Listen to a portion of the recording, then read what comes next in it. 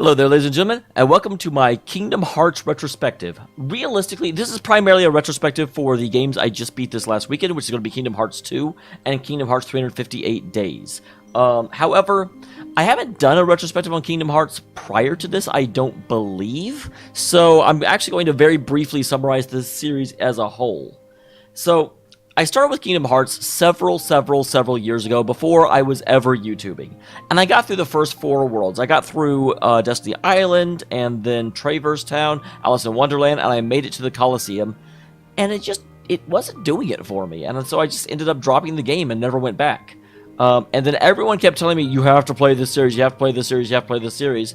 So I did eventually play Kingdom Hearts over on Twitch. I want to say that was about a year and a half ago, maybe. And what we've got here, what we can talk about at that point is that realistically, what I found when I played through Kingdom Hearts and made it all the way through is kind of the same thing I remembered from back in the day. We ended up in a situation where the game it was fragmented and chaotic and frankly not super enjoyable. My issue with Kingdom Hearts 1 primarily was just that the plot was all over the place. It was like, hey, let's make a game with like Disney characters and Final Fantasy characters and tie them together with the most mediocre of ways, and okay, here's a plot, I'll call it for the day. And at the end of the game, I was just like, okay, I played that, but it ended up being, it's like, I know I would not have finished that game if I had not been doing it in front of Twitch chat, because I literally played it before and didn't finish it. But people said, no, just keep playing, it gets better, it gets better.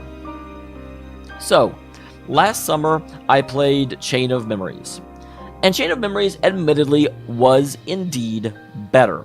Chain of Memories did go a lot better than Kingdom Hearts did. However, it still was not what I would call a good game. If I was going on a corporate rating system, I would have terminated Kingdom Hearts. Chain of Memories would have gotten a needs improvement. It still had the issue. It did better in the fact that the Disney World didn't seem as attached on, because the plot, it blatantly acknowledged the fact the plot had nothing to do with the individual Disney Worlds. They were just a retread of Kingdom Hearts. The plot had to do more with Sora and trying to figure out, what was going on with his memories, and there was a decent bit going on. The big problem it had is that it had these characters that I just frankly didn't care about. Sora was just this massive, big old bubble of optimism that didn't seem to actually care about anything that was going on. I mean, it's like, repeatedly, the entire point into Kingdom Hearts, he's like, I've got to find Riku and Kairi, and then he found Kairi, talked to her for like a scene, and then ditched her. And then apparently has not been back since in Chain of Memories. So it's just like, I don't really believe that this is what you care about, Sora. You sure don't act like that's what you care about. So, was certainly not the greatest that I've ever seen. Moving on. I got to Kingdom Hearts 2, and I will say, assuredly, Kingdom Hearts 2 was the best game I had played to date. Again, going back to the corporate system, I would give Kingdom Hearts 2 a, meets most objectives. If I was again evaluating it from a corporate level, I would say Kingdom Hearts 2 definitely had, would have gotten its annual raise. It may not have gotten a very good one, but it would have gotten an annual raise. So, at the end of the day, we now move into Kingdom Hearts 2, and I'm going to spend a little bit more time talking about it.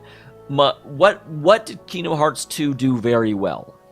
Well, number one, similar to Chain of Memories, it acknowledged the fact that the Disney section of this, the Disney worlds, were not the purpose of the story, and it just sort of put them in because it almost felt like it was obligated to put them in. And so, yeah, they showed up, but it's just, you'd go through and none of the characters in the Disney worlds had anything to do with the ongoing plot. The only ones that actually mattered were my favorite two, because they did tie into the plot. For the most part, you'd go into Agrabah, and Jafar's there, and you save Aladdin, and woo. And then you, leave again. That was kind of the entire plot. The weirdest one of all, and I'm sorry, because I want to kind of start by complaining, because there were a lot of things I didn't like about Kingdom Hearts 2, but again, I did overall enjoy the game. The weirdest one of all was frickin' Atlantica, which unlike all the other worlds, when you went back to Agrabah, it acknowledged what you've done in Kingdom Hearts 1, and Jafar was still in his lamp, and then he got out and you had to fight him again. When you went into, like, the Beauty and the Beast land, it had been reborn at the end of Kingdom Hearts 1, and Belle was there, and they acknowledged that Beast knew you from before. You know, when you went into the Nightmare Town, you know, they had a scene about, you know, Maleficent bringing Oogie Boogie back because you had killed him before.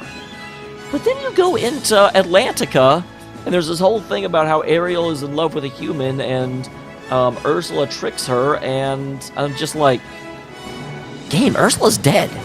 Like, and it was so weird where that one section, that one world, didn't really seem to be aware of the fact that we'd already been there.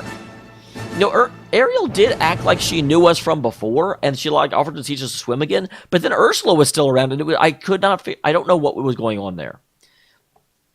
I'm not going to say that, I mean, obviously part of the charm of Kingdom Hearts is that you have the Disney worlds, but I really feel like Kingdom Hearts 2 did not utilize them very well. I would have liked to see a little bit more impact from the fact that the worlds were there, because you've got the Heartless running around, but on the other side, I don't want it to just be a complete retread. Maleficent is running around doing things, but she largely doesn't matter to the plot. So obviously they're kind of moving focus to Organization 13, which is the pseudo big bad, and Maleficent will probably play a bigger role in future games. But it was just odd. It just sort of felt like they were shoehorned in because people expect it. The other thing that I've got to say that the difficulty curve in Kingdom Hearts 2 was mostly perfect. I only ran into one brick wall when I played through, and the other games were all very much just massive, you know, paragons of ow when I played them, and I would just run into a guy that just changed the difficulty so severely that it was agony. This one, even when I couldn't win, I was close to winning. The only thing I will say about it is that there is one boss, really two, but the second one I figured out relatively quickly. I think I only stayed on him for about 6 attempts. But the one boss, there is a guy, and apparently he wasn't in the original Kingdom Hearts 2.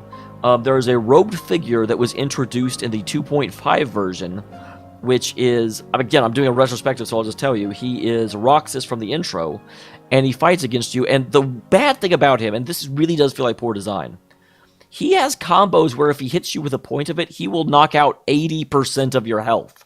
And he attacks you with them 4 times in a row. So, and yeah, you can avoid them, and he telegraphs his moves pretty well, but it's just like, if he does hit you, it's so hard to stay alive, because once he hits you with one of them, if you even get clipped with any of the other 3, then you're dead. And he killed me over and over and over again. Though granted, a lot of the time I was handicapping myself because I didn't have the best equipment on Sora. I had split my equipment between my 3 characters, and like an idiot, I didn't reconcentrate it all onto Sora whenever I was doing a one-on-one fight with Hooded Figure, which is Roxas. Though at the same time, I will say, and granted, this is me being pedantic, I know, it does feel a little despicable to go through and be like, oh, well, let me just re-put all of my best equipment onto Sora because I psychically know I'm about to have a one-on-one fight. Because obviously, you can't do that after Roxas attacks you. You have to do it before you get separated from your friends, even though you shouldn't know that's coming. But that is obviously, I mean, it's a game. I'm not really upset about it. It's just, I don't think it's required. It's just, I definitely had an easier time. Once I put all that equipment down, he only did 60%, and it was much more manageable. I also kind of handicapped myself, because Kingdom Hearts 2 did make magic a lot more viable than it was in Kingdom Hearts 1. Kingdom Hearts 1 magic was just terrible. You never wanted to use magic for anything. You just save it for cure. Kingdom Hearts 2 made magic a lot better in terms of how it works. But unfortunately, because I had gotten kind of trained by Kingdom Hearts 1 never to use magic, I just never found a good way to use magic in 2. I'm sure there were great ways of comboing in, knocking them up, shooting with magic, all kinds of stuff you could do, but I didn't because I'm so used to never relying on magic except for heals, which is the bad way of doing it, absolutely. But I couldn't break my habit on that one. But that was the only negative part in terms of the difficulty skill. All the other bosses flowed pretty well. And I've got to say, it's the other big complaint I have about Kingdom Hearts 2 and the Kingdom Hearts in general is that they started off with Sora, who, like I said, is just this overwhelming bubble of happiness and optimism that doesn't really seem to care what's going around before him. He just kind of goes forward through the plot because the plot's in front of him, and let's go see what the day brings, guys! And I just can't get behind him. There's a scene in Chain of Memories where Sora actually forgets about Kairi. And I remember when I played it, there was someone in my chat that was just like, that's so sad! And I was just like, whatever. And it wasn't because I don't care about it, but it's because I don't care about it. The game tells me that Sora really, really cares about Kairi, but it doesn't show that to me. Whenever Sora and Kairi actually reunite, they get like a scene together, and then Sora's like, okay, you stay here in Traverse Town, I'm gonna go back and fight the Heartless. Kairi's like, I wanna come, and he's like, no. And then you don't see Kairi for the rest of the game. And I'm like, yeah, you can keep telling me how much Sora cares about Kairi. He sure as hell doesn't actually show it. He just, like, asks about her once in a while. There's even a scene in Kingdom Hearts 1 where Riku is like, yeah, so you went and found new friends, you don't even care about us anymore. And Sora's like, well, that's not how it is. And I'm like, it kinda is, Sora. Like, you've asked about it a few times, but you're not really looking for them. You're just running around having adventures, as far as I can tell. So, and that's Kingdom Hearts 2. You still run around with Sora, and he's still doing the same thing. At one point, he hears Kairi somewhere, and he goes and investigates, and then promptly seems to forget about it again. And the bad part about Kingdom Hearts 2 is it actually starts off with you playing as Roxas. And Roxas is a much more interesting character. Roxas is having to deal with the fact of that life is changing and he's not going to be able to stay the same way. And his circumstances, he's having to grow up. And the childhood he knows is being taken away. And it's a much more interesting and deep issue. You know, he's going out, he's trying to spend time with his friends, but he's not having a super easy, he's not really able to spend time with his friends because the summer vacation is coming to an end.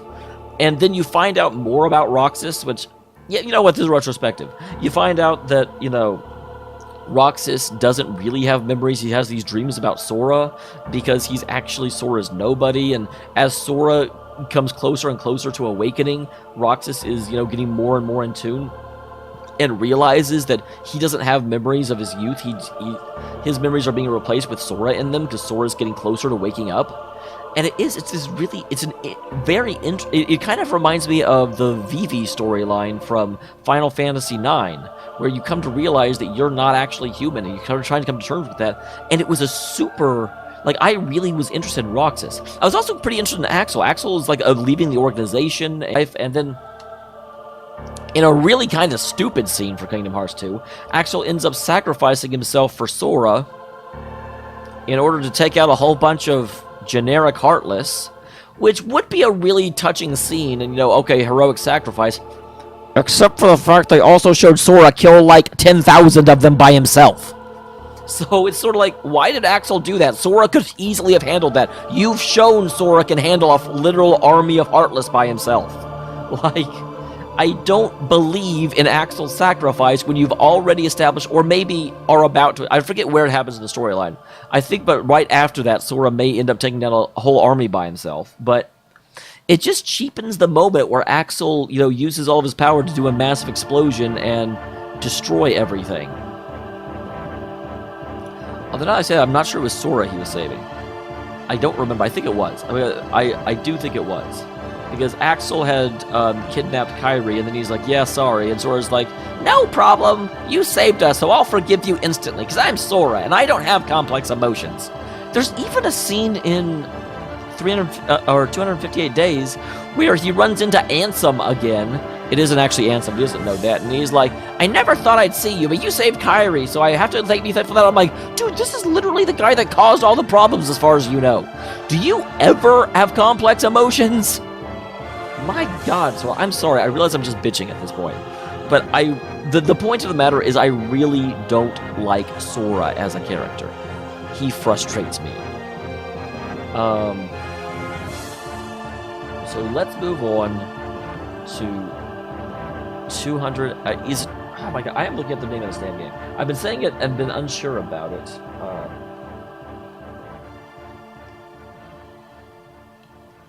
Yes, 258 days. Okay. No, it is 358 days. God dang. I looked it up, and it actually was a valid... So apparently I'm not the only one that gets confused about its name. Let's talk about 358 days. 358 days is pretty damn close to perfect, at least the version I played. I have heard that the gameplay is awful. But of course, I played it on the PS4, and so they didn't import the gameplay because it was awful. Instead, they simply did all of the videos, and again, to like reinforce what I was saying before, Sora basically doesn't show up into 358 days. Sora, he's in a cutscene, and even then it's not really him. So, it is a game almost without Sora altogether, and it's wonderful. Because Sora is the worst character in Kingdom Hearts. Instead, it's a game about Axel, about Roxas, and about a new character that showed up named Xion. And it does such a good job building the basis for why Roxas was in Twilight Town at the beginning of Kingdom Hearts 2. You know, how he was Sora's nobody, and why he was slowly having his memories replaced by Sora's memories.